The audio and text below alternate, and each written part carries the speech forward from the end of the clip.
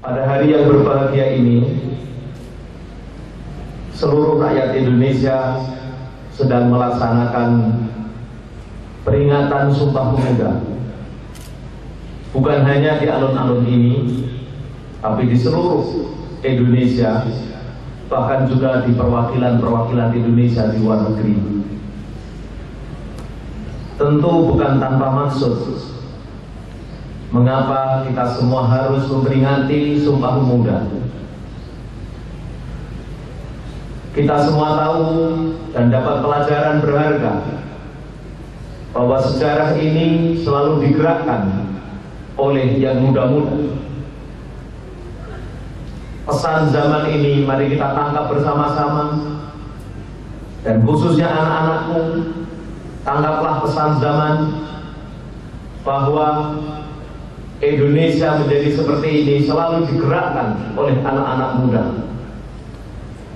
Bung Karno ketika menjadi Ketua Partai Nasional Indonesia, umurnya waktu itu adalah 26 tahun. Tan Malaka aktif di organisasi ketika usianya masih 16 tahun. Sutomo yang bersama kawan-kawannya menggerakkan Budi Utomo, usianya masih di bawah 25 tahun. Hos Cokroaminoto ketika membuat Syarikat Islam, usianya masih 22 tahun. Lalu Bung Hatta ketika membuat Perhimpunan Pelajar Indonesia di Belanda, usianya juga masih di bawah 25 tahun. Kita dapat pelajaran berharga bahwa sejarah selalu digerakkan oleh orang-orang muda. Peristiwa tahun 1928 digerakkan oleh orang muda, dan resonansinya kemudian bisa dirasakan pada tahun 1945. Peristiwa tahun 65, peristiwa reformasi, semua juga digerakkan oleh anak-anak muda. Karena itu, wahai anak-anakku yang saya cintai, Sumpah Pemuda ini memberi pesan kepada kalian semua. Jadilah pemuda-pemuda pelopor. Jadilah pemuda-pemuda yang berada di garda depan di dalam membangun bangsa dan negara ini. Jangan hanya menjadi pemuda pengekor, apalagi pemuda-pemudi yang terbuang, yang terpinggirkan dari arus zaman sejarah. Kepada kita yang tua, generasi yang lebih senior, kita juga punya tanggung jawab untuk mengantarkan anak-anak kita muda-mudi ini menjadi pelopor-pelopor zaman. Kita harus belajar bersama.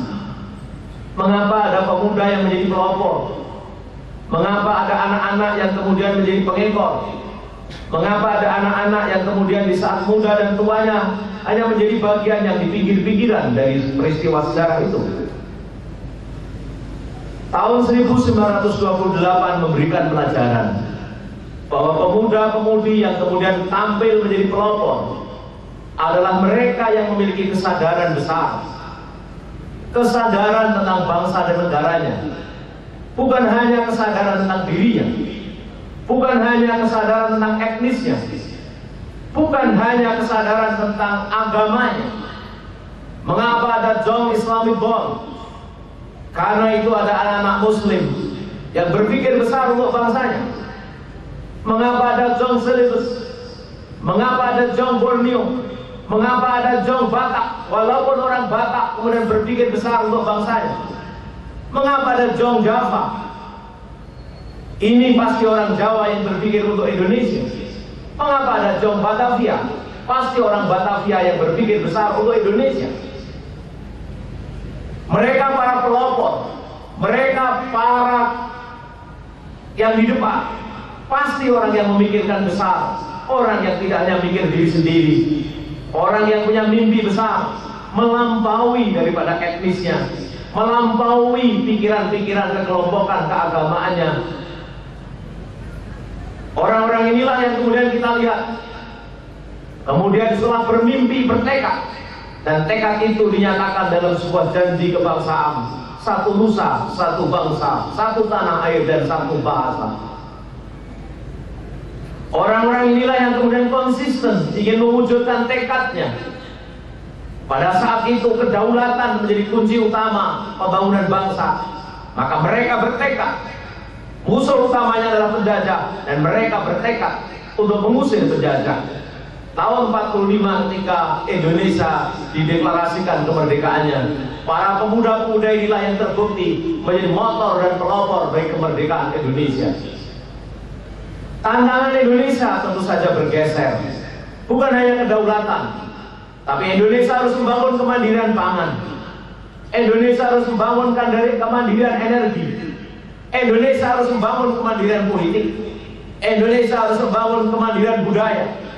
Dan pada rentang waktu yang panjang dari tahun 45 hingga hari ini, Indonesia sedang mengokohkan pembangunan kedaulatan ekonomi, kedaulatan budaya, kedaulatan ilmu pengetahuan, kedaulatan politik, dan kedaulatan pertahanan.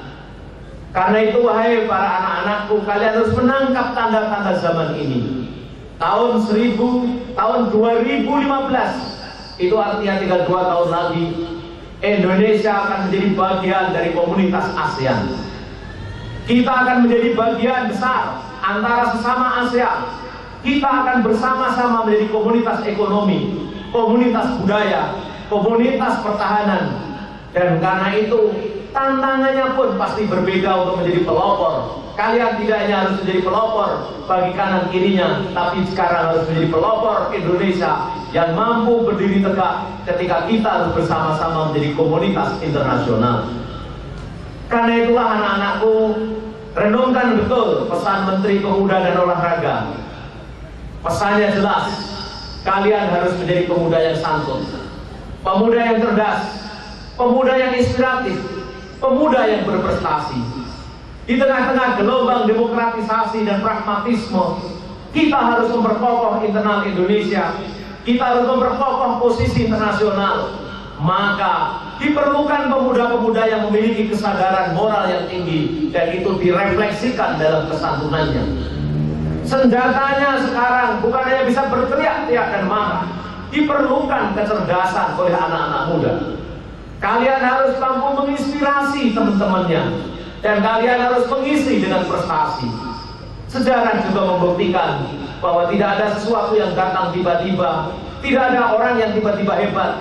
Tidak ada orang yang tiba-tiba kuat. Semua memerlukan proses. Karena itu, gunakanlah hari-hari kalian, waktu kalian, ruang yang kalian miliki, tenaga yang kalian miliki untuk berproses menjadi orang-orang yang santun, menjadi orang-orang yang cerdas, menjadi orang-orang yang penuh inspiratif, dan kemudian melahirkan prestasi-prestasi buat bangsa ini.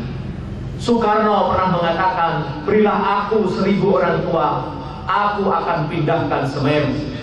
Tapi berilah aku seorang pemuda, aku akan goncangkan dunia. Mari hari ini kita semua bersumpah, wahai bapak-bapak, lahirkanlah orang-orang muda yang hebat. Dan mari hari ini, wahai anak-anakku, bersumpahlah di hati kalian semua, kalian akan menjadi pelopor buat Indonesia, pelopor buat bangsa, dan kalian akan menjadi andalan buat keluarga. Kalian harus menjadi pelopor buat Bojonegoro tercinta ini.